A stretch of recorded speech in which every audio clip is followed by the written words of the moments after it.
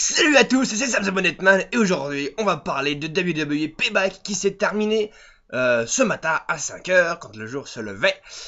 Et je vais donc vous donner les résultats et mon avis sur le show. Alors, je vous préviens tout de suite en ce qui concerne le show.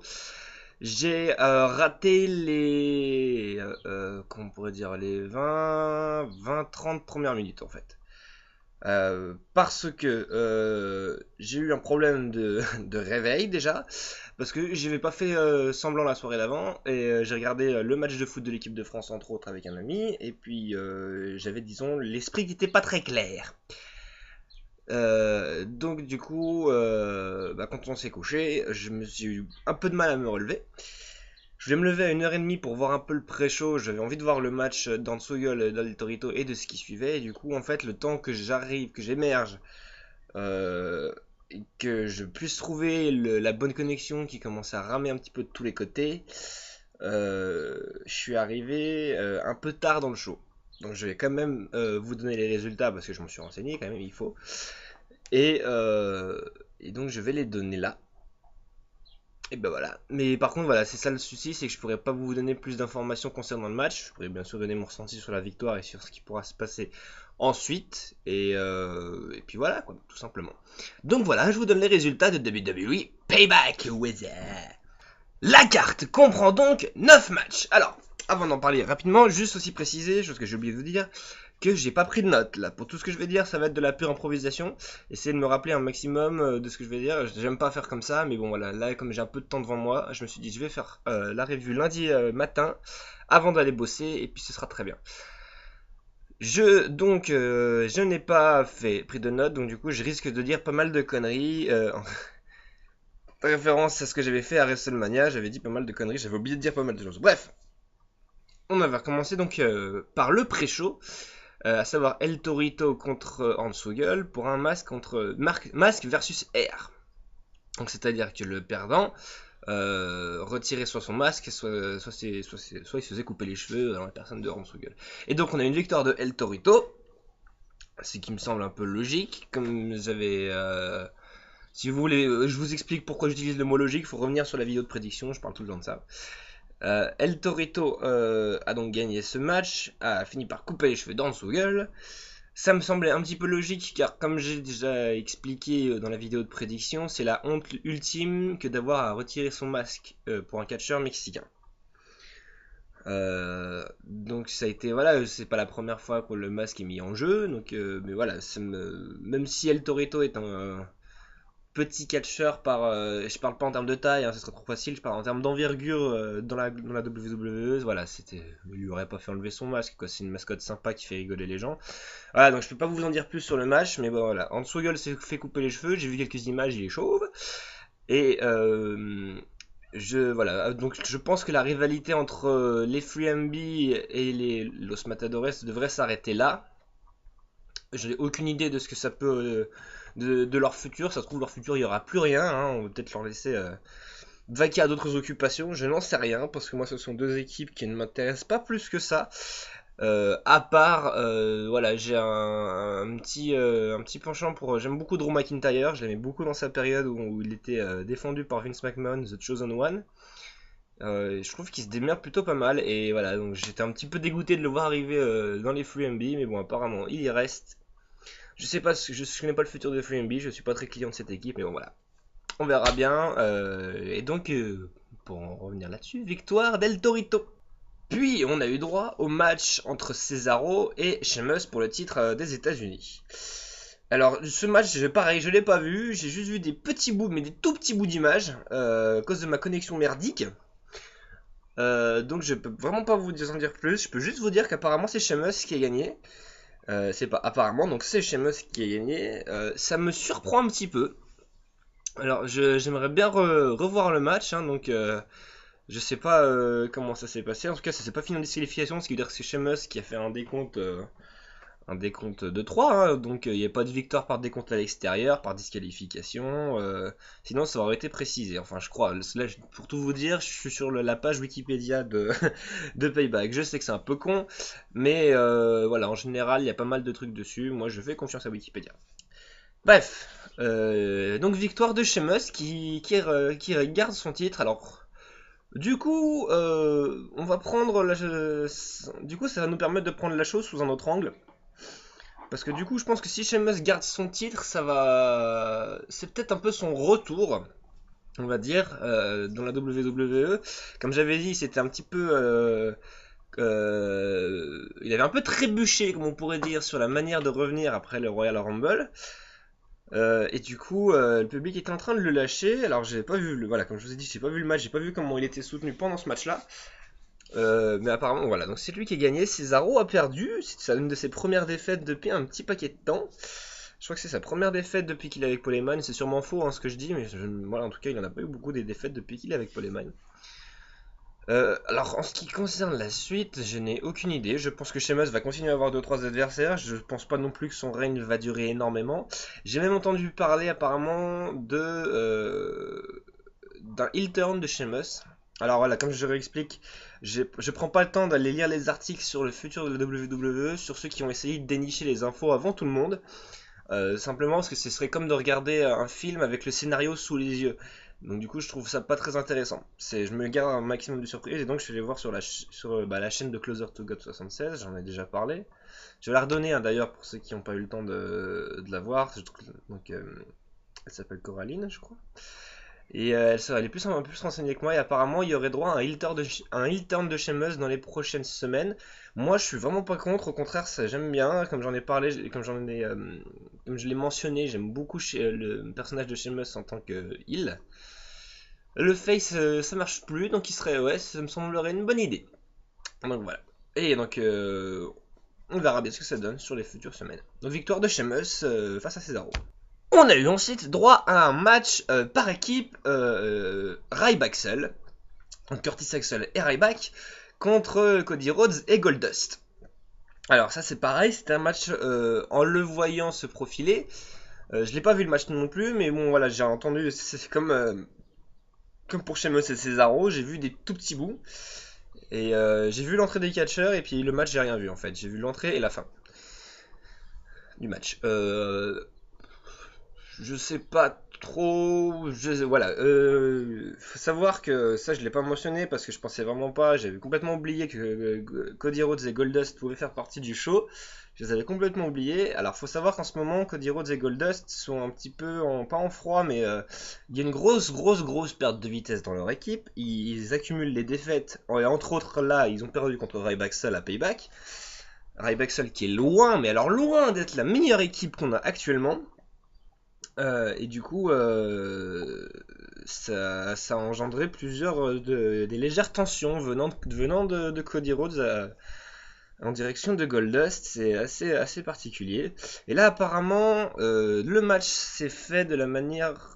J'ai apparemment Cody Rhodes partait pour faire un saut de la troisième corde, s'est fait attraper par Ryback. Ryback lui a posé son shell shock, sa prise de finition. Le tombé, ils ont commencé à fêter leur victoire, et puis là, au bout d'un moment, t'as Cody Rhodes qui s'est relevé en demandant à Goldust de lui foutre un peu la paix.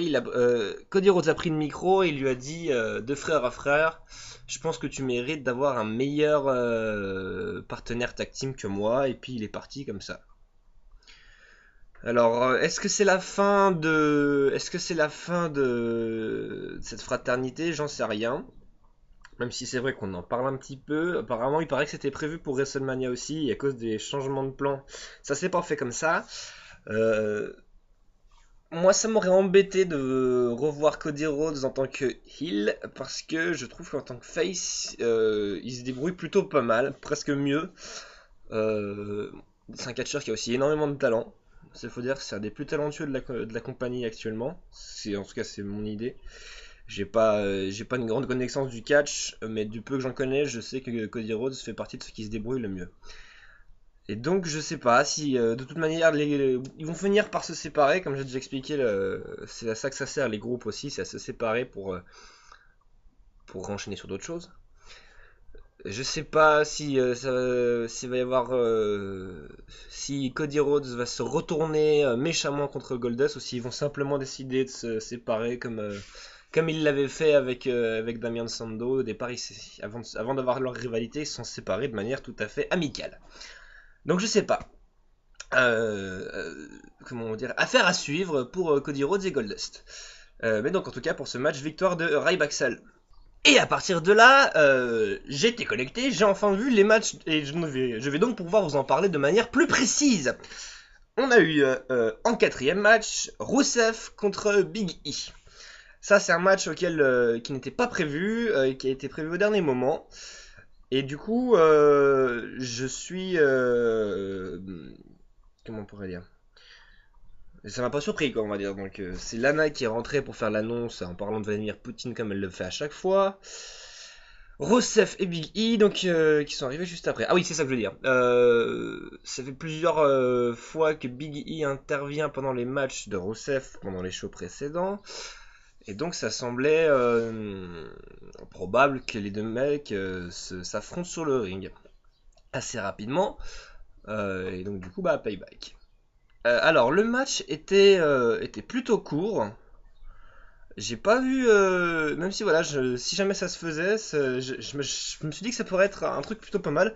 Alors c'était pas un mauvais match, faut le savoir, c'était même plutôt pas mal. Biggie a encore ressorti comme il avait fait il y a pas très longtemps son spear à travers les cordes.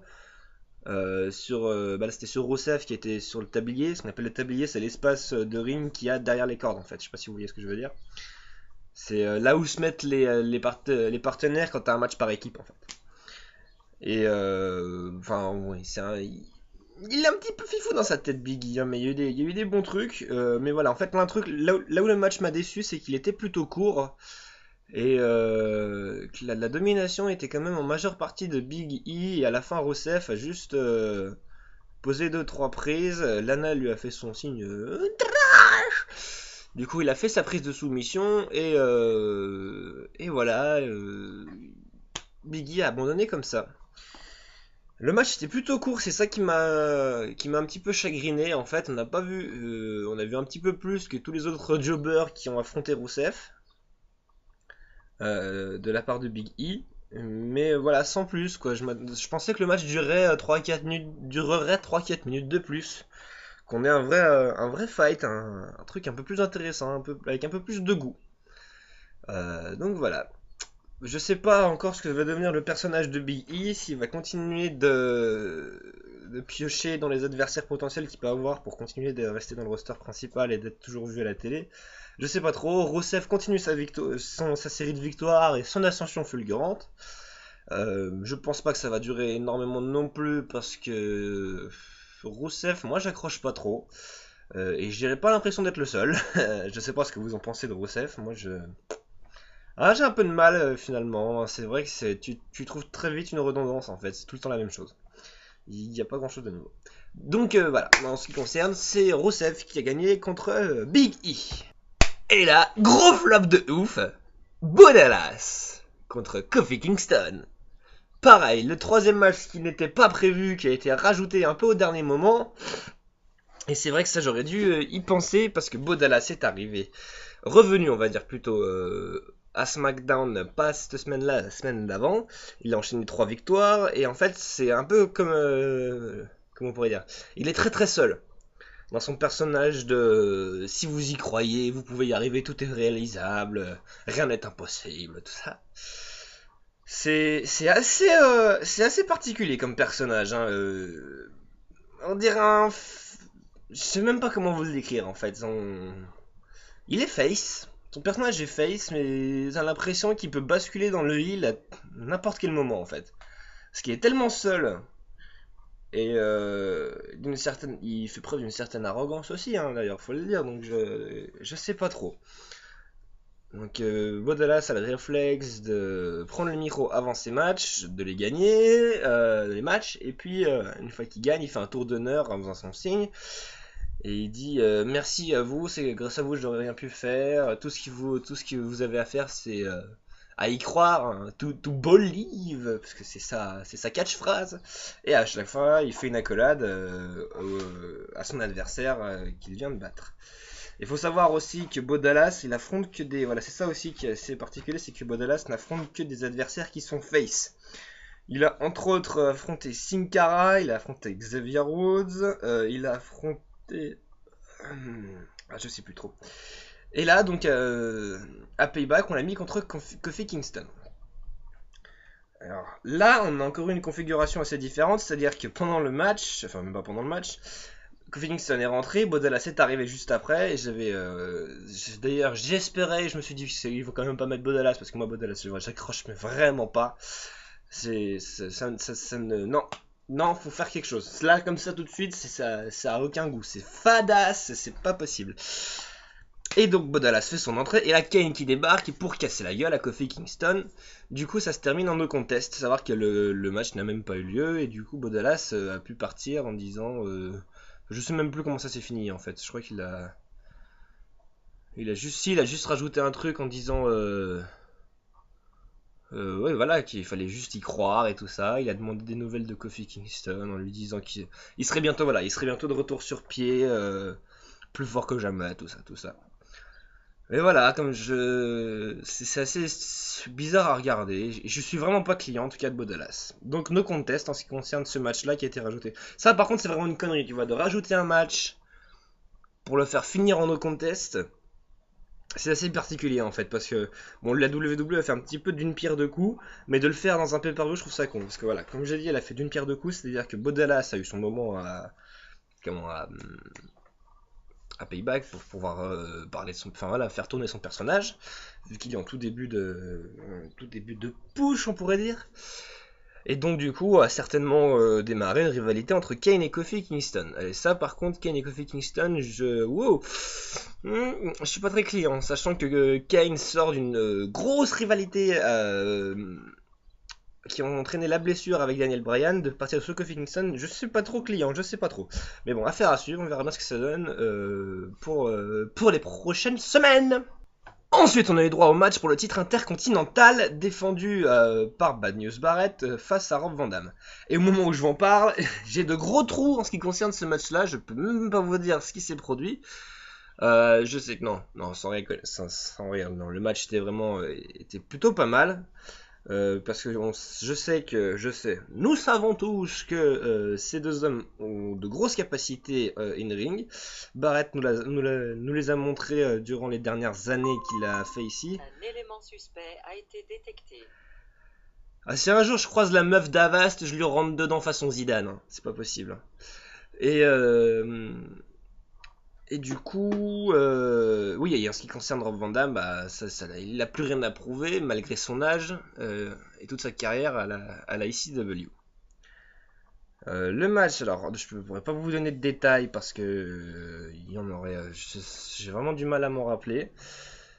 Le public était bien dedans, c'était assez cool. Mais à la fin, c'est Wade Barrett qui a fini par porter son bout à mort et qui a gagné. Je suis désolé de ne pas pouvoir vous apporter plus de précision sur ce match-là, j'étais vraiment ailleurs. Je tâcherai d'être un peu plus sobre la prochaine fois. Donc voilà, victoire de Bad Barrett, qu'est-ce qu'on peut dire de plus c'est pas surprenant. Bad Barrett est encore dans son ascension. Rob Van Dam, je sais pas trop, ça m'étonnerait que ça continue cette rivalité, ce truc-là. Enfin, qu'il n'y a eu même pas eu de rivalité au final. Hein. Je vois pas ça trop continuer très loin. Mais je sais, voilà, je peux pas vous apporter plus de précision que ça. Juste vous dire, affaire à suivre, comme tout le reste. Mais voilà, en ce qui concerne Bad News Barrett, il va peut-être avoir, voilà, je pense qu'il aura de nouveaux challengers pour son tir dans les semaines à venir. Et on verra bien ce que ça donne. J'ai apparemment entendu parler d'une unification des titres mineurs.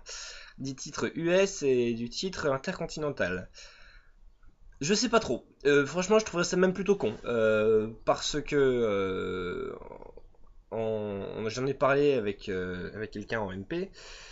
Ça me semblerait assez bizarre en fait. Je trouve ça un petit peu con Déjà, le fait d'unifier les titres, les deux titres majeurs, j'étais moyen pour. Mais bon, après, voilà, ça rend le champion encore plus prestigieux, ça le met encore plus à la tête de tout le monde. Mais les titres mineurs, ça en fait, voilà, ça. D'un certain point de vue, on enlève aussi un autre titre. Des titres en ce moment, la WWE, il y en a 6. Il y a le titre WWE, il y a le titre poids lourd, donc du coup ça en fait que 5, hein, vu le 4 de là. Le titre par équipe, le titre des divas, le titre US et le titre intercontinental. Et en fait, ça diminue le fait de réunifier les titres. ça diminuerait les chances des catcheurs de briller, en fait, c'est ça que je veux dire. Parce que voilà, un titre, bien sûr, ça te fait grimper un petit peu plus haut. Et si on enlève un titre, voilà, c'est ça, je trouve ça pas très très logique. Et les titres mineurs, voilà, même si on les met les deux ensemble, ça rend pas ça tout à fait exceptionnel, quoi. Je veux dire, ce serait pas très judicieux. Donc voilà, c'est un petit avis. Je pourrais en parler un petit peu plus, mais il faudrait d'abord que. Je vais d'abord vous parler du match qui suit, à savoir John Cena contre Bray Wyatt. L'entrée de Bray Wyatt était absolument magnifique.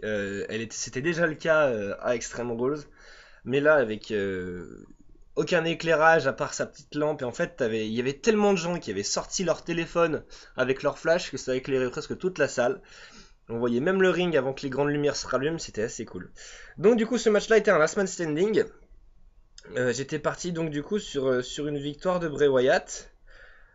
Parce que j'aurais trouvé ça dommage que ce soit John Cena qui mette fin à l'ascension de Bray Wyatt à la WWE, enfin qui mette un coup dur quoi.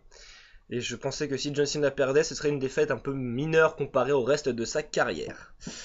Le match était vraiment super. Je pense, sans trop de doute, que c'était le meilleur match de la soirée.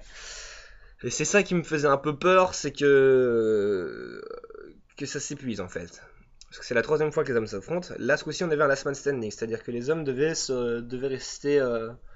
Pour gagner, il fallait que l'adversaire soit toujours par terre au compte de 10 de l'arbitre. Et il y a eu beaucoup de. Enfin, tout a été utilisé, c'est parti de tous les côtés. Au travers les barricades, avec les chaises, avec les tables, avec les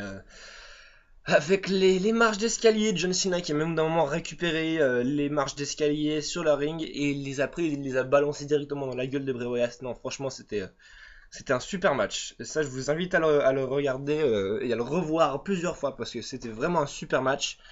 Il n'y a rien à redire là-dessus et ça m'a fait beaucoup de bien.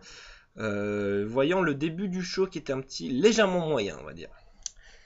Et ça m'a conforté. Voilà, les trois matchs de la fin étaient vraiment les meilleurs. Du coup, voilà, victoire donc de John Cena. Alors, je peux plus. D'ailleurs, c'est peut-être pas plus mal que je vous raconte pas les détails, comme ça vous aurez la surprise si vous voulez les revoir d'ici quelques temps. Juste couper le son si vous voulez pas savoir comment ça se termine. À la fin, ça s'est terminé sur l'extérieur du ring. Ça a fini au-dessus à côté de la régie feu d'artifice. Et John Cena a fini par porter son attitude adjustment de Bray Wyatt à l'intérieur d'un fly case. Les fly case, si vous savez pas ce que c'est ces grosses boîtes en bois et en métal sur roulette qui servent à transporter du matériel. Et du coup, Bray Wyatt a fini au travers de la caisse et John Cena en a poussé une autre par-dessus pour bloquer Bray Wyatt et l'empêcher de se relever. Le match, voilà, je n'ai pas envie spécialement de vous spoiler tout ça, mais le match était vraiment bon et je vous invite vraiment à le regarder. Et puis, en ce qui concerne le futur de ces deux hommes-là, voilà, John Cena va certainement partir sur autre chose. Parce que voilà, ça fait plusieurs mois que ça dure cette rivalité. Et il sort enfin gagnant. Il va pouvoir peut-être se concentrer sur autre chose. Je sais pas trop quoi. Mais on verra bien. Ensuite, en ce qui concerne. Par contre, en ce qui concerne Bray Wyatt, je sais vraiment pas trop ce que ça va donner. On verra bien plus tard. Il y a Raw ce soir. Je verrai les résultats demain. Et ouais, c'est ça. J'aimerais bien savoir ce que Bray Wyatt, le personnage de Bray Wyatt, va nous donner pour en ce qui concerne la suite. Donc voilà, les victoires de John Cena face à Bray Wyatt. Petite erreur d'inattention de ma part, avant le match de Cena, on a eu droit à un petit segment que j'attendais beaucoup aussi. Ce n'est pas un match, c'était la fameuse histoire entre Daniel Bryan et Stephanie McMahon. Elle lui avait demandé de se rendre à Payback et donc de décider de prendre une décision. Elle lui avait posé un ultimatum. Soit Daniel Bryan rendait les titres WWE et poids lourd à Stephanie McMahon, car Daniel Bryan ne catche pas, car il est blessé, il a une blessure grave au cou qui lui a nécessité une chirurgie. Donc soit il rendait les titres, car Stephanie McMahon avait le sentiment, comment elle avait je vais y arriver, bon sang. Qu'à la WWE, il fallait voir un champion actif et pas blessé. Ça se défend. Donc soit Daniel Bryan rendait ses titres, soit c'était Brie Bella qui se faisait virer. Parce que Brie Bella avait, elle a poussé Stephanie McMahon le jour où Daniel Bryan s'est fait blesser par Kane, où il était emmené en ambulance. Et du coup, Stephanie, elle aime pas qu'on mette les mains sur elle. Donc du coup, Stephanie McMahon est arrivée, Daniel Bryan est arrivé accompagné de Brie, et l'ambiance dans le public était assez sympathique, hein. Les gens gueulaient CM Punk parce que voilà, on était dans l'Illinois, dans l'état où il y a Chicago, on était à Chicago d'ailleurs je crois, hein, si je dis pas de bêtises, on était à Chicago, et du coup les gens chantaient CM Punk, et ce qui était assez rigolo, c'est que pour faire taire le public, Stéphanie a même dit un truc du style... enfin, elle a comparé Daniel Bryan, il a dit ça trop tu ferais mieux d'abandonner, de démissionner comme CM Punk l'a fait auparavant. Ça a mis les gens hors d'eux, c'était assez rigolo. Moi ça m'a bien fait rigoler. Mais en ce qui concerne voilà, le choix de Daniel Bryan, après mûre réflexion, c'est Brie Bella qui a pris le micro et qui a dit droit dans les yeux à Stephanie McMahon qu'elle pouvait pas la virer parce qu'elle démissionne. Voilà. Et c'est un truc, j'ai même pas pensé, même pas traversé l'esprit, mais c'est une très bonne idée. C'est une très bonne idée de l'avoir géré comme ça. J'ai trouvé ça bien cool.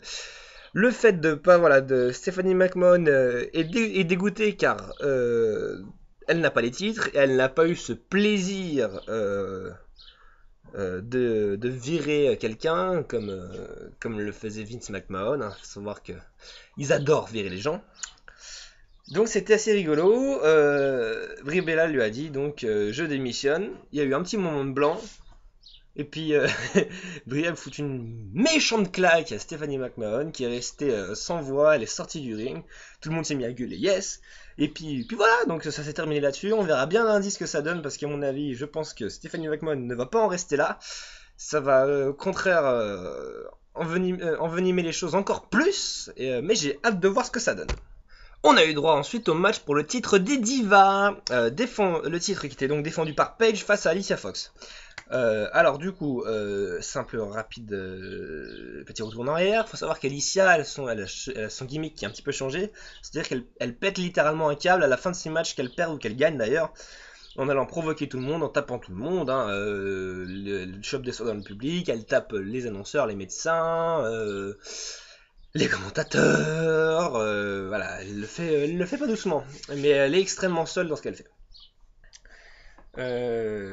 Paige, extrêmement talentueuse aussi, les divas les plus talentueuses, et je trouve voilà, elle mérite, à force de l'avoir catchée, je pense qu'elle mérite vraiment sa ceinture, et ça me fait du bien d'avoir un bon match de diva. Sans rire, c'était un des meilleurs matchs de diva que j'ai vu depuis un sacré bout de temps quand même. Alicia Fox a fait du bon boulot aussi. Je m'en suis rendu compte pendant le match, elle a beaucoup progressé ces derniers mois. Et du coup, face à Paige, ça fait de très bonnes choses à regarder. Puis voilà, quoi, tout simplement. Donc c'est Paige qui a gagné. Le match n'était pas très long, mais pas très court non plus. C'est-à-dire qu'avant le match des Divas, on l'expédiait en 2-3 minutes. Là, il a duré un peu plus longtemps. Et les gens, bon voilà, là il reste encore le souci de faire rentrer les gens là-dedans. Ils étaient un petit peu plus dedans que SmackDown et Caro, mais c'est pas encore ça. C'est dommage. Moi, en tout cas, franchement, le match m'a bien plu. Il a duré, je sais pas, 5, 6, 7 minutes peut-être. Qui enchaîne donc sur une victoire de Paige avec sa prise de soumission. Alors, en ce qui concerne le futur d'Alicia Fox, j'en ai aucune idée. Il y a de fortes chances qu'elle reste dans son personnage de pétage de câble. Je sais pas trop comment ça peut se goupiller avec la suite. Si on peut encore avoir une rivalité entre Paige et Alicia Fox et que les matchs peuvent se succéder, ce serait possible. On verra bien. Paige, voilà, du coup, ça englobe ce que peut faire Paige aussi. Donc Paige, elle va continuer, je pense, elle va pas garder son titre très longtemps, ça m'étonnerait, parce qu'elle est toute fraîche, elle va le perdre. Je sais pas encore comment ça va se goupiller, mais je pense pas qu'elle elle le perdra d'ici SummerSlam, peut-être quelque chose comme ça. Donc voilà, en ce qui concerne. Mais dans le cas, pour Payback, pour le pay-per-view, victoire de Paige face à Alicia Fox. Et j'en arrive au main event, à savoir The Shield face à Evolution. Alors, simple petit rappel, j'ai légèrement merdé dans mes vidéos de prédiction et j'ai oublié de préciser quelque chose d'important en ce qui concerne la stipulation du match. Donc c'était un match no holds barred, c'est-à-dire qu'il n'y a aucune règle. C'était un match par équipe, du coup un match élimination, c'est-à-dire qu'il faut éliminer les adversaires, tous les adversaires d'une équipe pour gagner. Mais après, en même temps, d'un certain point de vue, après avoir vu le match, voilà, c'était pas forcément. On aurait très bien pu ne pas faire la différence. Enfin, je sais pas, c'est assez bizarre. Ça n'a pas servi vraiment à grand chose, on va dire. Le match était long, hein, il était assez. Je crois que c'est logique, c'est le main event, c'est le plus long et était très bon aussi, même si c'est vrai que sur le début il y a eu un petit peu de mal. Le début, dès le départ, les mecs sont tous sortis du ring, ils ont tous battu dans le public avant de rentrer. Ça a duré 3-4 minutes, ils sont rentrés dans le ring. Et voilà, pareil, il y a eu beaucoup de violence entre les 6 bonhommes. Ils se sont fait, voilà, The Shield a dominé la première partie du match. Evolution a dominé une grosse partie du match au milieu, au point d'avoir les 3 mecs complètement KO. Hein, donc Roman Reigns s'est fait triple power bombé sur la table des commentateurs mexicains. Dean Ambrose et Seth Rollins, ils étaient à l'autre bout du ring, ils étaient sur la rampe d'entrée complètement KO. Et ils ont réussi à revenir et à, entre autres, éliminer Batista en premier, puis Randy Orton rapidement, et puis Triple H en fin de match. Alors c'est vrai que ça m'a surpris un petit peu, du coup ça me renforce dans ce que je disais, l'idée Elimination Tag Team Match, c'était pas très bien exploité, c'est ça qui est dommage. Parce que du coup en fait on a eu que les membres d'Evolution qui se sont fait éliminer. Il n'y a eu aucun membre de The Shield qui s'est fait éliminer. On a fini en 3 contre 1 et en 3-0 quoi. Et voilà, du coup, ça a vraiment fait une survictoire de The Shield, en fait, hein, qui, même si c'était difficile, ça pas fait sans mal. Hein. Faut savoir que les hommes, à la fin du match, les 6, hein, ils étaient par terre. Ils étaient par terre, ils ont galéré pour se relever. Hein. Dean Ambrose qui a... à la fin, ils ont le réflexe de mettre leurs poings côte à côte, là, pour mettre leur signe de ralliement. Dean Ambrose a galéré pour se relever. Ils ont vraiment donné corps et âme. C'était un match dur, hein. C'était lourd. Hein. C'était très lourd, hein. Mais bon, voilà, ils sont tous très bien sortis. C'était un bon match aussi. Moins bon, voilà, je dois le dire. Moi, il m'a moins plu que celui de John Cena contre Wyatt.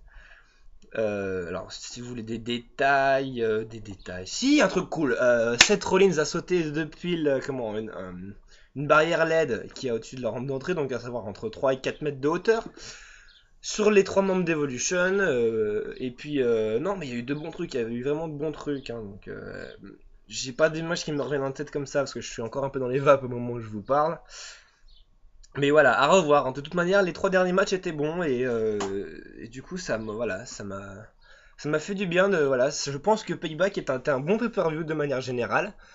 Et ça faisait longtemps que je n'avais pas pensé que j'avais pas pensé de telles choses d'un pay-per-view et ça m'a fait beaucoup de bien.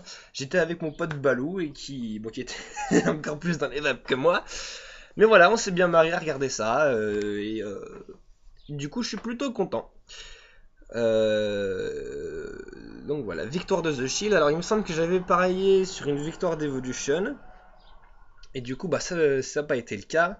Ils se sont fait.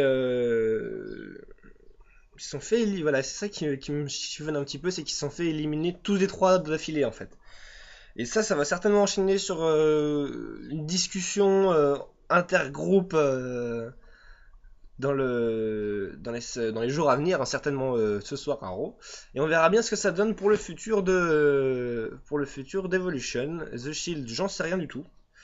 Je pense que ça devrait s'arrêter là, leur rivalité avec Evolution, parce que ça fait 2 fois qu'ils gagnent. On verra bien.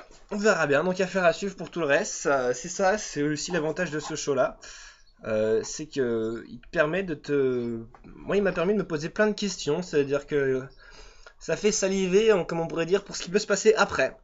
Et c'est plutôt cool. Je trouve ça intelligent de la part de la WWE de pouvoir laisser les gens se poser plein de questions qui concernent le futur de certains catcheurs voilà, ça renforce mon idée dans l'idée que c'était un bon pay-per-view. Voilà. Et bah j'ai fini avec les résultats de WWE Payback avec la victoire donc de The Shield face à Evolution. Voilà, en ce qui me concerne, c'est terminé, cette vidéo touche à sa fin. Tu as été motivé de la regarder jusqu'au bout. Moi, faut savoir que j'ai créé une page Facebook, je le rappelle, je la mettrai dans la description, et ce sera donc plus facile pour parler directement de certains catcheurs, comme je l'ai déjà fait. Et c'est plus agréable, et ça fait du bien de pouvoir partager ça avec des internautes, parce que voilà, comme je disais, j'ai pas beaucoup d'amis avec qui partager cette passion. Donc autant le partager avec vous directement en message, il n'y a pas de souci, moi je suis là, j'aime partager ça, j'aime discuter du catch de manière générale. Et ben, je crois que j'ai tout dit. Je pense qu'on se retrouvera donc pour les prévisions de Money in the Bank. Pay-per-view qui aura lieu mi-juillet. Alors, je vous garantis pas que je verrai le show parce que ça risque de tomber en pleine période de festival. Et les périodes de festival, je travaille. Peut-être même le dimanche soir. Donc, on verra bien. Si je vous ferai une vidéo de prédiction et une vidéo de résultats de toute manière, je ne verrai peut-être pas le show. Je préfère vous prévenir à l'avance. Mais même si je ne le vois pas chaud, je ferai une vidéo de résultats et je donnerai mon avis sur la manière dont les choses peuvent être vues pour le futur d'après Money in the Bank. Voilà, tout simplement. Et ben voilà, moi c'est Sam the Bonnetman et puis il est où le chapeau? Voilà, on va commencer la vidéo comme je l'ai terminé, de manière ridicule.